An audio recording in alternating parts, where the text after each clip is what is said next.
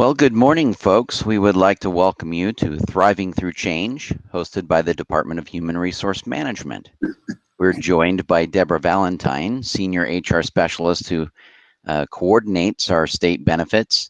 And let me turn my camera on here so you can, not that you really want to see me, but here I am. I'm JJ Hacker, a Senior HR Specialist in Leadership and Organizational Development.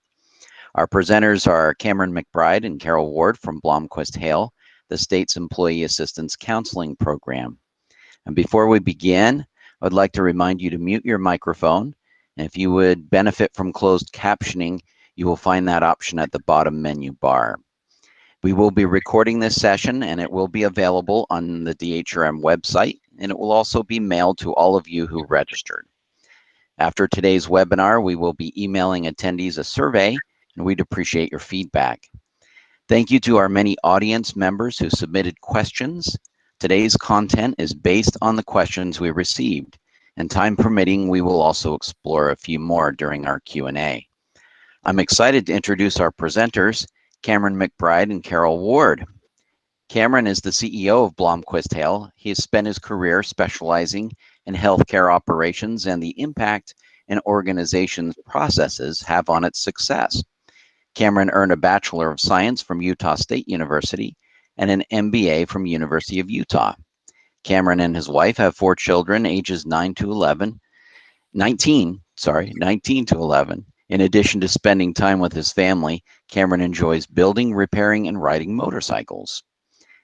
Carol Ann Ward is a clinical mental health counselor and a certified family life educator with master experience in teaching relationship skills, overall well-being, anger management, substance abuse, anxiety coping skills, and parenting skills.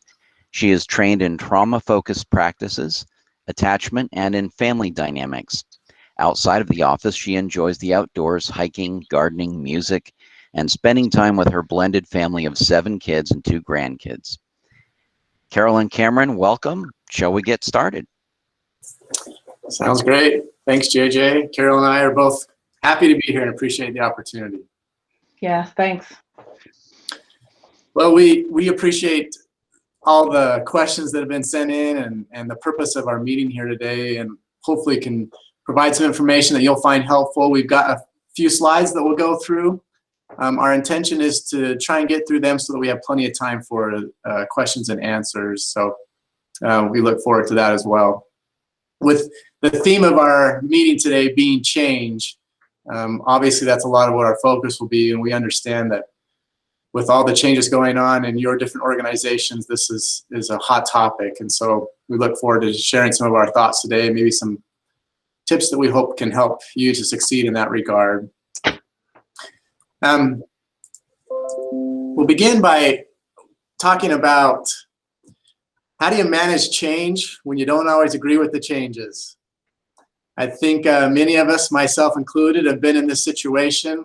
There was a time in my career where I worked for a large company, and oftentimes we were asked to put into place some changes that sometimes we struggled to understand. And that can be a challenge for many ways. And so some of the things that I found to really help work through that are listed here, and we'll kind of talk through them a little bit. I think probably the most important thing, or one of the most important things, is the way you're portraying the change to those that you have responsibility for. It's important that we maintain respect for those from which the changes are coming from, but also making sure that we're taking the time to be clear and specific about what the changes are. As you probably are aware, one of the most challenging things for an individual that is struggling with change is also feeling like there's not a lot of clarity in regards to what that change is. And as leaders, that's one of our responsibilities, is to bring that clarity and to help them. And so when you have that initial conversation with people and discussing what it is that's going on, that can be difficult sometimes when we as individuals may not feel like it makes sense. You know, I kind of think it's like if you're working in a manufacturing environment and your leader comes to you and says, okay, today you're making a Corvette and it's going to have a red exterior, or excuse me, a red interior and a yellow exterior. And you're thinking to yourself, no one's going to buy that car. No one wants a yellow car with a red interior. But unfortunately, that's not necessarily our decision to make. And so our responsibility is to figure out what we need to do to make sure that our assembly line is putting together a red Corvette or a yellow Corvette with a red interior. Sometimes that's the position that we're in, and sometimes it can be frustrating to not necessarily agree. I think when you're communicating that to your people, what is important is that you're allowing for them to express some of those thoughts and concerns, some of them that you probably share, but it really isn't healthy for it to be an opportunity for debate. Not necessarily a time to discuss necessarily how are we going to do this differently than what we're being asked to do. But what is important is that you're continuing that communication as you're moving forward and talking about what that looks like. So how do we make that change happen? You know, once we've had that initial communication, we as leaders have kind of had to decide, yeah, we're going to make this happen even though it maybe makes me anxious. What we have to do is really clearly identify what is the end goal? What are we trying to accomplish? You know, in the example I used a minute ago, it's a yellow Corvette with a red interior. What seems to work the best in helping people to move that initiative forward is when they feel like they're a part of the process to get there. And so take the opportunity to sit down with your team and say, okay, guys, here's our end goal. This is what it needs to look like. What are we going to do to get there? And let them help develop those steps. You know, we hire people because hopefully they're the experts in what they do. Let's take advantage of that and make them feel like they have expertise in what they do. It will build their own confidence and help them to buy into the changes that you may be experiencing. And your responsibility as a leader is to steer them in the right direction. And with some teams, that's easier than others. But as you get to know your people better, your ability to steer them will be even greater. And then once you've developed with your team, here's the steps we're going to take to get to our end goal. It's important that there's regular conversation about that. And you'll find that as you go along, you're going to need to tweak whatever those steps are. And once again, if you get your people involved in those discussions and in those opportunities, it will improve their buy-in, hopefully improve the readiness and how quickly you're able to make some of those changes. Recognizing that, and I recognize that sometimes when you talk about these steps, it sounds easy on paper, right? But when you're actually having those conversations, it's not always easy. And so what do you do to help your people? How do you help them adjust to this change? Some of the things that I think is really helpful is look at the things that your team has been doing that they enjoy and continue those traditions. And while doing that, remind them of the things that aren't changing that will bring them comfort. Sometimes people, and we all, I think, are guilty of this at times, get so focused on what's going to be different, especially if it's something that makes us anxious or we're not necessarily agreeing with, that it really impacts everything that we do, everything in our job, not just that particular area that may be changing. So as a leader, we can help people continue to do those things that we know they are comfortable with, that they are used to. You know, if we're and continuing those traditions, whether it's, you know, going to lunch periodically together as a team, or there's certain tasks that we've always done that aren't going away. Let's remind people we're still doing those. This is the part of our job that's changing, and look for opportunities to find what could be positive out of that change, and then to communicate those positive ideas and to share them and get everybody to understand. And then ultimately to be sure that as we're making progress, we're celebrating that. Sometimes the changes occur and we're not always taking the opportunity to recognize that we are making progress. You know, so like you use the example of the yellow Corvette with the red interior. There's multiple steps that have got to go into place to build that car. But if all we're doing is focusing on the fact that we're building something that no one's going to buy, it's hard to recognize what progress we've made. The same goes with your team. What are you doing to help them recognize the progress that you're making? And that will help them to really recognize, yeah, we can do this. We are making some progress. We can accomplish this. So Carol will talk a little bit about the compassion fatigue that comes along with helping our people manage that change. Yes, yes. So there's some roadblocks that happen with everything that Cameron talked about, right? So yes, the relationship, I'm a relationship specialist. How do you have a relationship with your team? And how do we, you know, incorporate everybody and have a safe environment? Now, if you're burned out, if you have compassion fatigue, if you have, you know, thinking errors, we're jumping to conclusions that no one will buy this Corvette, right? Like, you know, maybe someone loves red and yellow together, you know, so we jump to conclusions. And that's one of the thinking errors of, you know, number 4 on my list in the thinking errors class. And so here's and this webinar that I taught a couple of weeks ago might not be on YouTube yet, but by the way, we have YouTube webinars that go along with a lot of different subjects that we teach and put on YouTube, and it's just under Blomquist Hell. And this one was one of them I did a couple of weeks ago because I had lots of companies that saying, we're burned out. We are so fatigued in caring for others, right? Everybody cares for others in all kinds of your, you know, departments. And then if we're caring for others and we're not caring for ourselves, it goes into compassion fatigue. So there's a little definition there of compassion fatigue, but if you're seeing all the danger signs in your staff, if you're seeing the fatigue, you're going to have less success in having a conversation even. You're going to get heated, you're going to jump to conclusions, we're going to, you know, the defensiveness comes out because we're actually, so secondary trauma burnout equals compassion fatigue. So compassion fatigue says we don't have any empathy. We lose our empathy and we just don't have compassion for what's going on. So just watch that as we go into a discussion, because it's like you got to back up. For me in mental health, we got to go back up. Okay, what's really going on here? Well, I'm burned out. You know, I'm exhausted. I don't understand what you're saying because I can't be present to even listen. So got to go back to the danger signs. And the next one talks about how to thrive.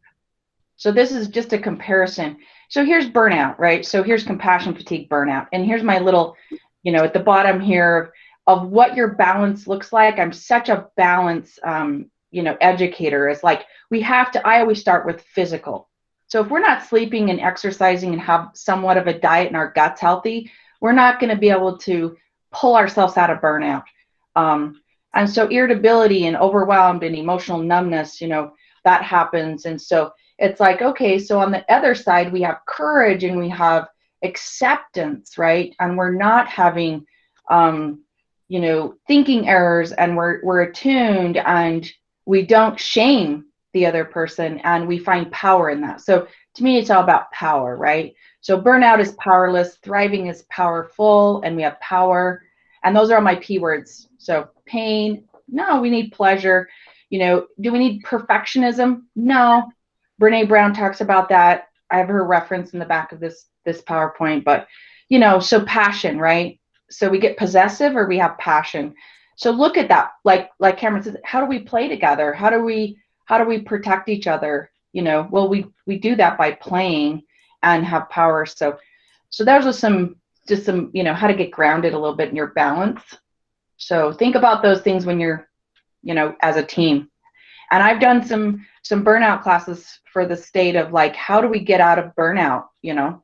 So if we need further help with that, that's, there's some YouTube, you know, workshops on that. And then, you know, we can go into that. So one of the challenges that you may be facing too is you have a responsibility to leading your people, but what kind of relationship do you have with the person that supervises you? And are they providing the support that you need in regards to your supervision responsibilities? I can give you an example.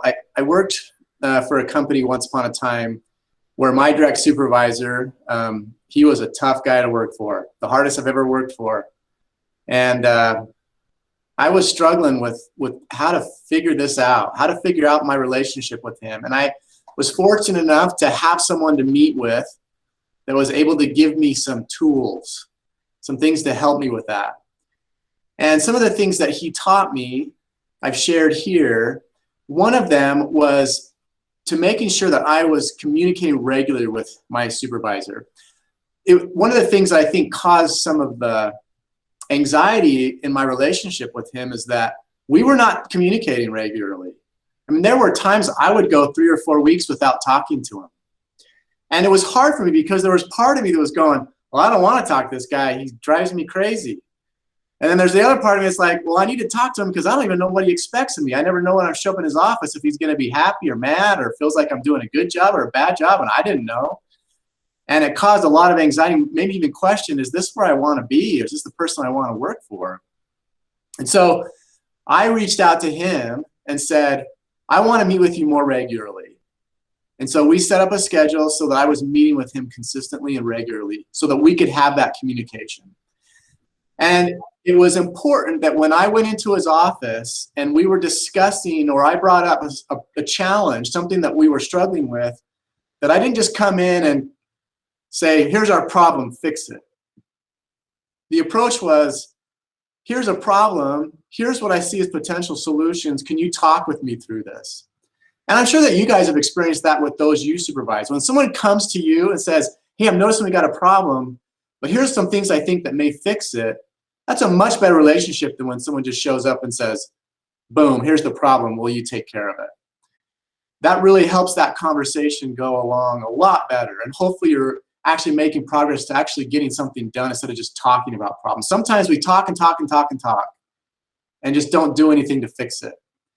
And sometimes it feels good to talk and talk and talk. But if you're not fixing it, then that conversation just keeps happening over and over again. And you have to recognize that we can't fix everything, right? And so there are some things where you kind of talk and talk, and then it's time to move on if it's something that you can't fix. But be sure to have that conversation with your supervisor about, look, in order for me to succeed, here are the resources that I need and the resources that my people need. And here's where I feel like we're maybe falling short on those resources, and here's how I could use your help and support. And I would say outside of that conversation, be sure that you're not speaking poorly of your supervisor if you're struggling with that relationship. That can send a message to those that you're supervising that they may be wondering, you know, I wonder if this person has similar conversations about me to others, or it's clear that they don't support the initiatives that we're working on, et cetera, et cetera. So it's important to really take the high road in that regard and work towards solutions that would be helpful, hopefully positive at the same time. Carol? Yeah, so now that you're meeting regularly and you're having, you know, conversations on space and safety and desire to, you know, find a solution, and you know, so when we have first thing is, like, if we don't have clarity, like Cameron was talking about, he didn't have clarity, like he didn't know what, you know, was I doing this? Am I supposed to do this? And so when you go and seek clarity, and then you have a connection, this is what the brain needs, and then you have control. So first, clarity. So how do we get clear? This is the recipe for clarity. And this is habit 5, one of my favorite habits of Covey. It's like, how do we seek to understand first before we're understood? And that is clarity. Hey, ask a question. And so these are the little 5 steps of that. And then mutual understanding. Sorry, you know, you can go on. Okay. Yeah, you can go on. Yeah, so mutual understanding is just these, he has, you know, the green light, the red light, the yellow light. When do you have a red light? Well, you stop talking and you listen, right? When there's high emotion, you know, I always say, take a break. You get your heart rate down, you know? And then get to the heart of the issue. Because if it's contentious, it's never going to work. You're not in the frontal lobes. You're not present. So you feel like if you don't understand, or if you feel like you're not being understood, then you've got to get to that level. and then the other person will feel understood, and there's just a recipe for that. And I love the whole habit, of 5. So then yellow is like, okay, slow down, listen, okay, watch cautiously, right? If you need to, that's when you start. Okay. Green light is, okay, we're ready to be mutually understood because someone has asked a question and now you can answer it. And there's a really good little YouTube video on this, and it's about 7 minutes, and it talks about a couple, right? Of like, the woman finally says to her husband, should I leave my job or should I stay at my job? And then you can be like, oh, okay, let's talk about this. So that's the green light, when someone asks the question. And until then, you try to just seek to understand. Yeah, and that's just going to help you get to a better mutual understanding of what's going on. But like Cameron says, if you're not scheduling your hot topic time or your meeting time or your time to connect in a safe place, scheduling a safe place is number one before any of this happens. So yeah. All right. So we know that you guys have submitted some questions and have some thoughts. We want to make sure we've got plenty of time to go through that. And then at the end, we'll get a little bit more detail about exactly what are the services that Blomquist Health provides and how those can be helpful for those on your team. So JJ, with that, let's maybe move to questions. Okay, let me pull this up here. So some of these questions were submitted by you, the viewers. One of these, let's start here. From time to time, unexpected or even tragic things occur in the workplace or to our colleagues in the workplace. What advice would you have for a manager who has to help a team recover from the death of a team member or something of that nature? I'll let you take this one, Carol. Yeah. So loss and grief, right? And that's trauma, right? So there's loss, grief, and trauma categories of emotions that happen. And that's where, we thank the lucky stars that there's lots of resources, right? But of course, Blomquist can come in and help you navigate that because that's a serious, crisis and trauma for everyone. Just as like you think about if you were a school student and something happened and a tragic death happened in the school system and you have to consult, and you've got school counselors, and so hopefully you guys have an HR and a plan that you can handle that with. The empathy and sympathy. So empathy is just sitting in someone's space. Go back to recipe of understanding, it's space. So the number one thing about that is creating a space, a safe place for trust and present time. So you can't be a rescuer. That doesn't work. We get into professionals that can help with that kind of trauma. I mean, especially if we're looking at suicidality and suicide, and there is some workshops on those about how to navigate through some of that. But loss and grief is just it's just a real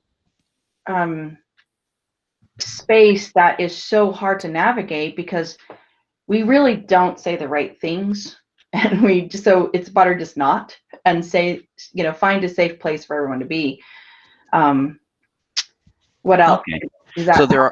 So there are resources then available. I think the nature of this question too that brings that up, that a manager isn't on their own to deal with a situation like that. Yeah, there are supports. And nor should they be, right? They should, right? Because it's right. Okay. This is tragic, and how can we, pull together all the resources we have? Yeah. Right. Okay. A lot has been said about how managers communicate, and how managers deliver a message might actually create or amplify anxiety, right? So do you have any pointers for how to avoid this? What not to say or what to say? Yeah, I have some thoughts on this. one of the greatest ways to introduce anxiety amongst your team is to not have your own anxiety in check when communicating. And I think many of you have probably experienced that when you've had conversations with someone and you can sense that they're really struggling with the issue at hand. And I'm not trying to say that we shouldn't struggle with it. We're going to have those. What I do recommend, though, is if you've got something that you know you've got to communicate with your team, and it's causing quite a bit of your own anxiety and you're worried about how to communicate it, I would recommend that you first put something on paper of the points that you think are important to cover. And then I would recommend that you talk with someone like your supervisor, ideally, about that conversation. And maybe if you need to, kind of run through that conversation with them so that you feel comfortable with it. That way, when you go to have that conversation with your team, they sense your confidence because you understand what needs to be communicated. You've taken some time to review it. You feel comfortable with it. You may not agree with it, but you feel comfortable with it. And then you can communicate that to them. And having that confidence in you as their leader will go a long ways in helping them feel more confident about the direction that you may be heading. So I think the key is, and what I'm really trying to point to, is make sure you do some preparation for yourself before having that conversation. Okay, thank you. Thank you. Now, some managers report that constant procedural changes are causing a lot of confusion and burnout. You've talked a little bit about, well, you've talked quite a bit about burnout.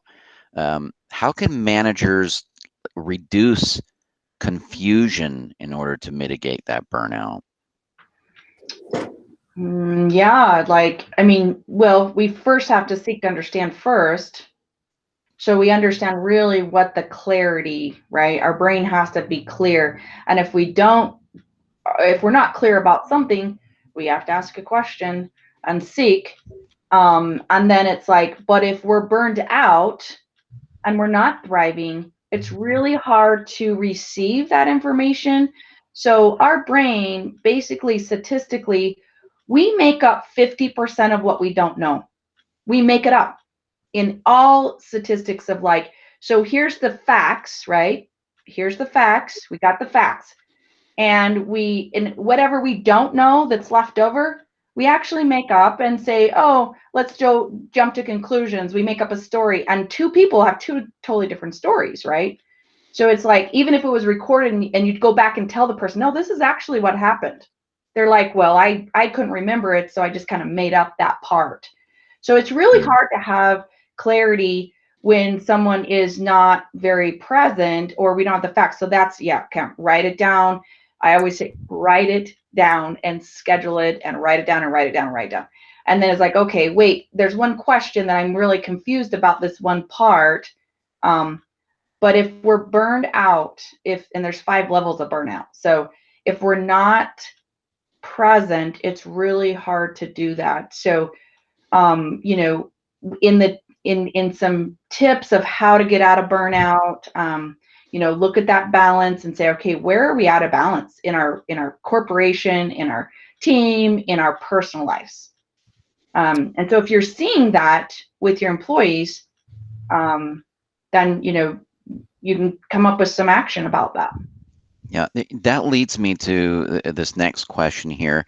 We've talked a lot about when maybe an entire team is burnt out or there's a lot of pressure on a team.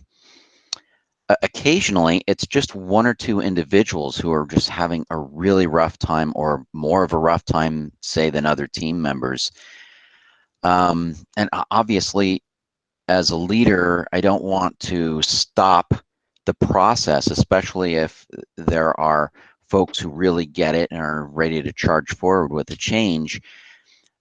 How do I help those who are kind of lagging kind of catch up to things? I don't know. That's the right question. No, I think that's a great question. And one of the things too is, one of our responsibilities as leaders is to understand how to communicate with our people, right? And the reality is communication isn't the most impactful and effective with every person in the same way. Right. Part of being successful as a leader is being able to understand that with these people, I need to communicate this way. With this one, I need to communicate this way. When you've got an instance with someone that's really pushing back on the change, or they're just kind of bringing that negativity to the rest of the team, or they're not able to keep up, that's when you've got to really put into place the skills that you've developed on how to communicate with the individual. And in particular, hopefully you've built a relationship with that individual to understand what kind of communication style works best for them, because it won't be the same across the board. And sometimes it means you're going to have a difficult conversation. If you've got someone that's pushing against that change, I've tried a couple different things that can really help. If it will work, and this doesn't always work depending on the individual, but if it will work, this is one of my favorites, is bring that person in and say, okay, here's what we're trying to accomplish. Here's the end goal. We talked about that earlier. I need someone to help me champion this. Can you help me? Now, some people, I recognize that that's just not going to work, but some it will. And it makes them feel like, wow, my supervisor has confidence in my ability to help move this forward. And then they kind of act as your champion in helping to move it forward. And the hope would be that some of that negativity or that pushback that you've been seeing, they'll take that energy that they were putting towards that, instead putting it towards something that's more forward moving. And then hopefully can kind of bring some of the other team members along with them. In cases where that doesn't work, you may have that person that still is just, they're pushing back, they're negative. You don't have the confidence that you could even have a conversation with them about helping you champion it. What I've done in those situations is pull that person in, you kind of have a difficult conversation with them saying, look, I know that this is frustrating for you. We get that. I want you to know I'm your sounding board. When you've got those frustrations as your supervisor, you come talk to me, we'll talk through it. And we'll talk about what we can do to help you move forward. But what I don't need you to do is have those conversations with your colleagues. I want to be the one to help you through that because you're having an impact on your team that is causing other challenges that we're struggling to move forward. And that's not an easy conversation to have. But the problem is, if you don't have that conversation, if you fail to address it, it can become like a cancer. And what happens is other people on the team begin to demonstrate the same behavior. Or you'll have your top performers on the team that will think, well, my supervisor's not addressing this with Johnny. He's not carrying his load. He's got a negative attitude. He's complaining all the time. And my supervisor's not addressing it, so they clearly don't care about the behavior, so I don't even want to be here. And so either they disengage or you lose them off the team altogether. And the last thing that you want to have is have your top performers jumping off the ship because they're tired of the poor performers. And so that's probably one of our greatest challenges as leaders, is not necessarily how do we motivate the top performers, because a lot of them motivate themselves. It's how do we motivate those that are not performing, those that are falling behind, those that may have their own levels of burnout, and therefore they're just not engaging. And then it's really back to, what do I know about that individual and how can I help them move forward? You know, there may come a time where you have to really take a hard look at whether they're the right fit, and is there another opportunity within the organization that would be a better fit for them? Once again, that's a difficult conversation, but sometimes it gets to that point, as hard as that may be. That makes sense, Cameron. And you started that with that response with this idea that someone can embrace the change themselves. And it's interesting because I've always felt, at least for myself, that I'm less resistant to change. I'm more resistant to being changed. And I like to change all the time, but as long as I'm the one starting that, and if I have some sense of control, there's something there, right? And sometimes I think in our work teams, if I'm not in that control, the one thing I can control is detracting, right? Yep. To some degree. So and really, that's a lot like our families, right? I look at my kids. If I am forcing them to do something, it's a much less enjoyable experience than if I can encourage them and have them decide on their own they want to make that change. And it takes more effort as a parent to do that. It may be easier for me to say, this is the rule and you're going to follow the rule, so go do it. But it's going to be better for your relationship with your child. It's going to be better for the long-term nature of your child if they learn the value of whatever it is that they need to be doing. And to some degree, those we supervise are somewhat similar. It's if we can encourage and help them achieve their own self-motivation, it goes a lot farther than, like you said, Jay, where you're being forced to change rather than being able to have the opportunity to help do that on your own.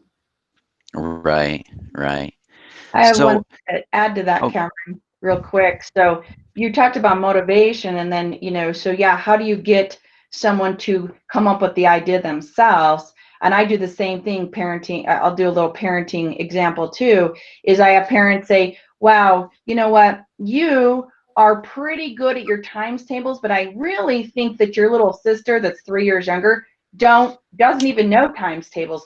So I'm going to reward you if you sit with her and go through your times table flashcards for 30 minutes every day. And then there's a reward at the end because she's really doesn't know her times tables. And guess what that kid does? Beams. And he's teaching his little sister something. And then all of a sudden his times tables are coming, right? And it's like and the point of that I do in everything is a reward system. So if we can get on a reward system, because motivation's at the last of my little handout on that, of like motivation's clear down here on the bottom. It's clear at the bottom. Self-discipline, delaying gratification, then a reward system, and then we can get to motivation. But without a reward system, we don't want to do it again. That makes sense. Yeah.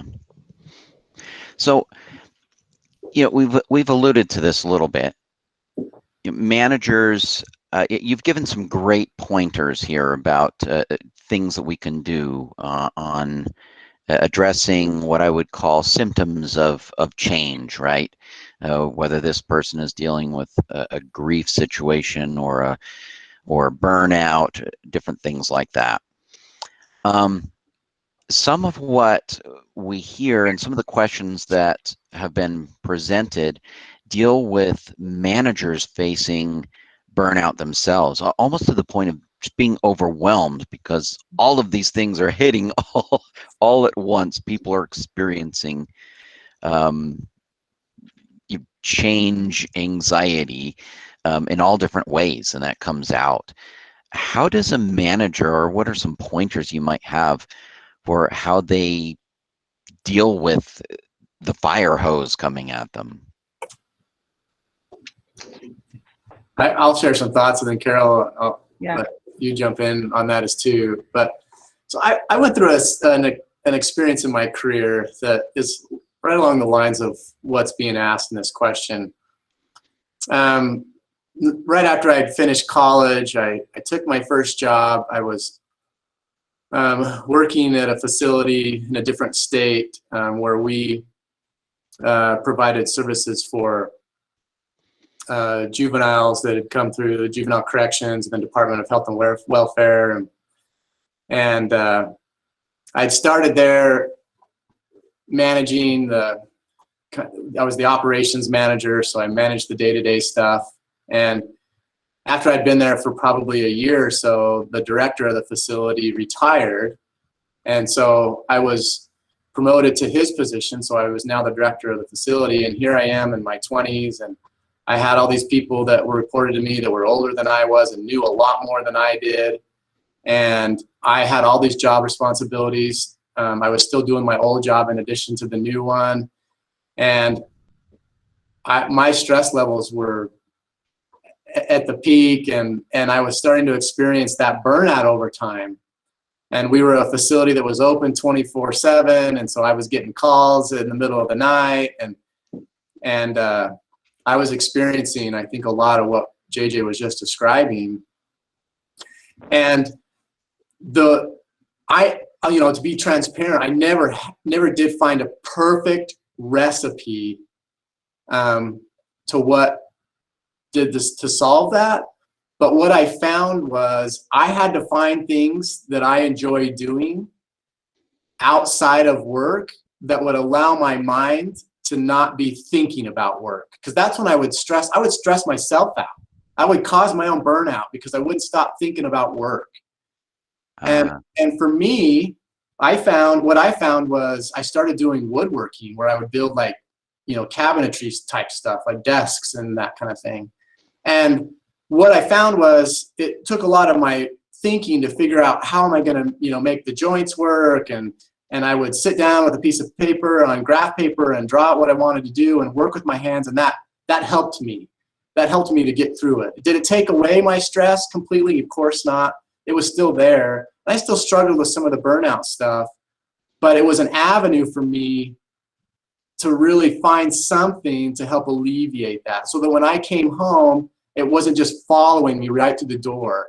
And sometimes for a while, and that something, this depends on the person. Some people, it's nice to have someone to talk to when you get home. For me, I found that not talking about it actually made me feel a little bit better, because I wasn't talking about it at home. And it was a little bit for my wife to adjust to. It wasn't that I didn't want to tell her about my day. I'm like, no, I'm home now, and this is what I want to be doing. I want to talk to my kids and my wife and not have it be focused on work. And that helped a little bit to alleviate the burnout. Sometimes the reality is we often have to figure out how we're going to deal with those stresses and anxiety, because the job itself is probably not going to go away. So how do we deal with it? And for every individual, that's going to be something different, but it should be something where you're focusing on what can help me in a way to get my mind on something else that I actually find enjoyment in. That makes sense. Recently, Dan Chase delivered a webinar talking about innovation, and that same principle is used in innovation. If you get your mind off of the subject at hand, that is oftentimes when the breakthrough ideas come, right? You're thinking about how the dovetail joints work on a piece of wood, and all of a sudden that problem at work you see in a new light. And even though it seems it's apparently unrelated, those kinds of things happen, right? Yeah. And I'll give you two quick coping strategies. Number one, I always start with 10 minutes. You do a 10-minute activity, and this is the rule. It's a distraction. 10 minutes to 2 hours, it's a distraction. After 2 hours, it's an avoidance. So just remember that. When we go into avoidances, we go into burnout, because we're doing safety behaviors to avoid what we're really facing and what we need to do. So 10-minute distractions are this. It's a walk to the bathroom, but you have to use all 5 senses. Everything that you're feeling, seeing, hearing, tasting, we always forget taste. So I teach people, in therapy at work, to leave their desk and walk to the bathroom, and it's not to go to the bathroom. It's to put earbuds in, music, put a piece of gum in your mouth, and walk to the bathroom and back. At home, it's an intervention of organizing something. So you can do this in your office, you can do it at home, but take 10 minutes, and it's about 10 minutes. It's about time being your boss. You just do something for 10 minutes and stop. So organizing something, your desk, a drawer, a closet, your car. It's my favorite reward system is cleaning my car, and like doing some details. And because it's a task, you're focused on 10 minutes. It's not to finish the task. And you want to have it creative, like Cameron's creative woodworking is super creative. Even preparing something, drawing, I have coloring, you know, all those kinds of things is a 10-minute activity. When your creative brain is lit up, your depressive brain will not light up. It will not light up. Your depressive, negative, ruminating, I call it marinating. If you're going to marinate the ribs and you're going to go over these thoughts over and over and over again, just eat the ribs. Just cook them, you know? Just like stop marinating them. And that's the thinking error class that I have on YouTube. That's actually my most popular, 600 views, and it's Thinking Errors 101. That teaches you how to stop your ruminating, you know, thoughts and marinating thoughts. So take 10 minutes and say, no, this is my task. It's creative. Number 2 is sleep. Just sleep. The biggest thing that you can ever do to get out of burnout is sleep. Just sleep better.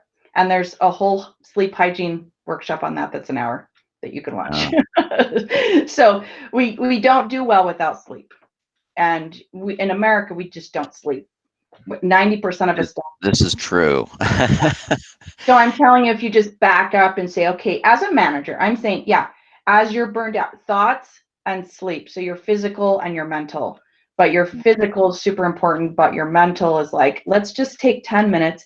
And, you know, 10 minutes before you walk in the house, 10 minutes before you walk into a meeting, 10 minutes before, you know, and just do a creative cleaning, you know, organizing something. Yeah. Carol, your first point really, I can't help but see it in relationship to another question that we have. Sometimes when change presents itself, when we have very conscientious managers that want to help employees through the change, embrace the change, but how does a manager keep from getting so belabored in processing the emotional reactions to change that the work of the unit suffers itself? Okay, so like an emotional charge that's taking on, so that sounds like personalization to me, like you're taking on the problem when you have no control over it? Or well, like emotion? Maybe it's you. I like the word marinate that you used, Yeah. where a meeting during change time, oftentimes meetings are hijacked, well, by all of the participants kind of processing the emotional reactions to the change. And you end up not being able to proceed very far, which just ramps up that pressure of things need to get done. What could be done with, how do we manage that? Are you, let's scenario, like in a meeting, something gets hijacked or, you know. Yeah, well, I'll give you a scenario. We come into a meeting and a particular change has been introduced. Right. And before long, everyone has something to vent about in terms of that. So something went wrong before the meeting. So when we like just so when we blindside things, right? So helping the meeting is always like, okay, this is the agenda. Please come with your questions about the change, right? So that would help alleviate the initial hijacking of strong emotions. The second part is if it gets strong where we're going into fight, flight, or freeze brain and not in our frontal lobes, and we can reason and organize and understand everybody, then you have to take a break, you know, like, okay, we're going to take a 10-minute break for this meeting, come back with your questions, or let's just be silent, write down. It seems like everyone's very confused and there's not clarity on this change. And it's so overwhelming because this change is like, because we jump to conclusions with the change, like it's going to screw up this and it's going to mess up that. And then everybody's, wait, I didn't have any input on this change. And that's back to where Cameron's like, if we incorporate the team in that change, but then it's like, sometimes that's impossible. I understand that. This is upper management that says, this is what's going to start tomorrow. I mean, I've had multiple clients in my office with the same thing. And they say to me, I just don't believe in the change. I don't have the same values in the change.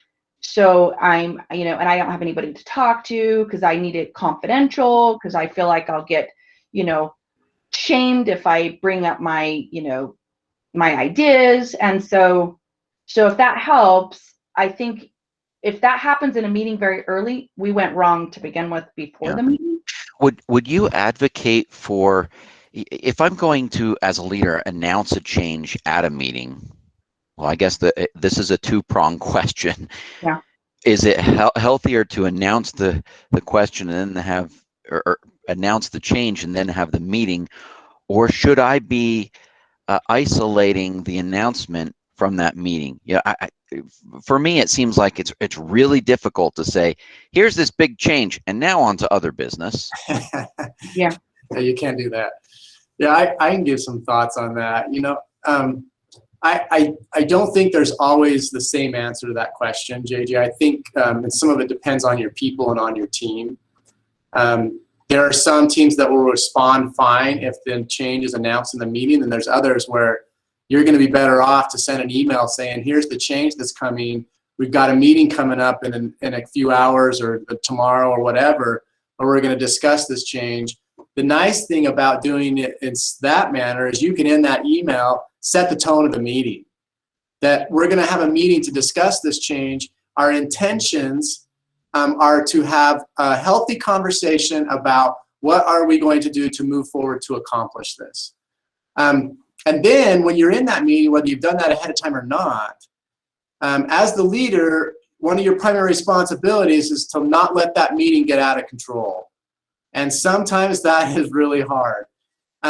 So what you may need to do, if you're trying to redirect people to more positive forward thinking, like how are we going to accomplish this goal, and the meeting's just kind of going from one negative thing to another, like we get so tired of all this change, this is what they're always doing to us, they, right? Well, in that case, you may need to kind of put up the timeout symbol, be like, okay guys, let's talk for a minute about what the purpose of our meeting is. Hopefully you already set that purpose at the very beginning, so that when you're doing the timeout, you can say, okay, just a reminder why we're here, like we talked about at the beginning. Let's have a conversation about what we need to do going forward. We understand your frustrations, and I'm happy to have individual conversations with you if you feel like we're not addressing those. But for now, as a team, let's figure out what we're going to do to move forward. Okay, great. You know, we're coming up on our time here, and so I'll share the last question here. And I'm not sure if this was tongue-in-cheek or not, but one of the replies to the questions is, what is changing and what is threatening about this? And but there's something very real in that many times when change occurs, there are just so many unknowns, right? Yeah. So many unknowns. How let's see, how do we deal with those unknowns? And at what point does a manager reassure employees of the security or their value, those kinds of things, without being insincere? Well, the unknown is my favorite word in that when I teach. It's my 4 words. The definition of stress is the fear. So one, fear, always a fear-based emotion of the unknown. So we go into fear-based, and then we go into stress. So it's because we don't have clarity again. So here's the clarity. What can I answer? How can I clarify the unknowns for you? But then we don't really know how, when we do change, right? Because we don't predict the future of how that change is going to benefit everyone, because we don't know. That's why there's obviously needing a change, right? Because whatever we were doing wasn't working. So when you're in a parenting, a relationship, and you keep on hitting your head against the wall and it's not working, you're like, you know what? You got to remind everyone this was not working. So we did some change, and we're going to see how this does, and we'll mix it up as we go. But then your question of how does someone feel important in that change when there's fear of the unknown, and that's fear brain. So how do we get out of fear? Well, we go compassion, courage, connection, clarity, all those C words. But if a person's like, I just don't see how this is going to be helpful, what do you say to that? And I can't be helpful because I'm used to doing it this way. I mean, there's been a couple people that have come in from the state that's, it's like, this is old school. This is how we've always done it. And now we're doing it this way. And I said, yeah, that's, and then COVID, So it's like, how do we accept the fear that I will be able to do technology, or I will be able to do this, this, and this? And that's, and then it's like, well, we need to guide you into a new resource if you have fear about this personally with each person.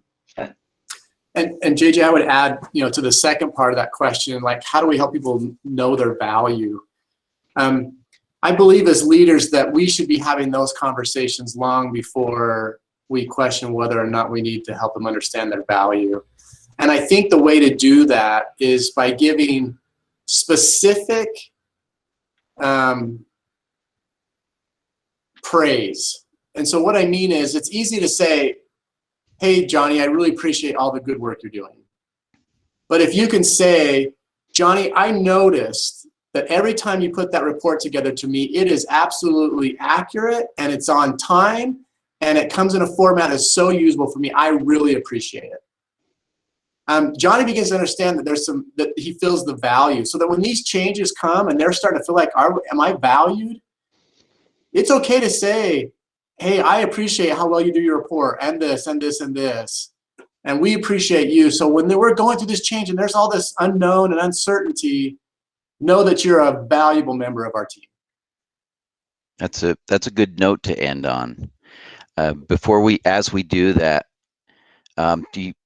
great. You read my mind. Can you talk a little bit about what is available to employees? You bet. So we are available to you and all your employees and their families. So please don't hesitate to reach out to us. You can see here all the different things that we can help with. And if we tell people we're here to help with life's challenges, whatever they are. So if you've got someone that's struggling, never be afraid to refer them to us. Give them that phone number, tell them to give us a call, and we'll provide a way to help them through their challenges. We also have an extended benefit for first responders and their spouses. Once again, if you've got someone you work with, or if you or on your team, have them call us. And we have a team of that work with first responders that can help with that as well. We want to make sure that people feel like they have a support that isn't necessarily involved in a situation. And the great thing is, it doesn't cost them anything. They can call us. The services that we offer are free to them. And it will provide something that can help them to be successful in their job and really help build your team as well, and that you'll get that stability knowing that they're getting the support that they need as well. Excellent. Carol, Cameron, thank you for being with us today. I hope you all enjoyed this. Again, we will be sending a video of this, or the recording, out to all who registered, and it will also be found on the DHRM website. Thank you very much for being with us today, and we hope to see you in the future. Thanks. Thanks, JJ.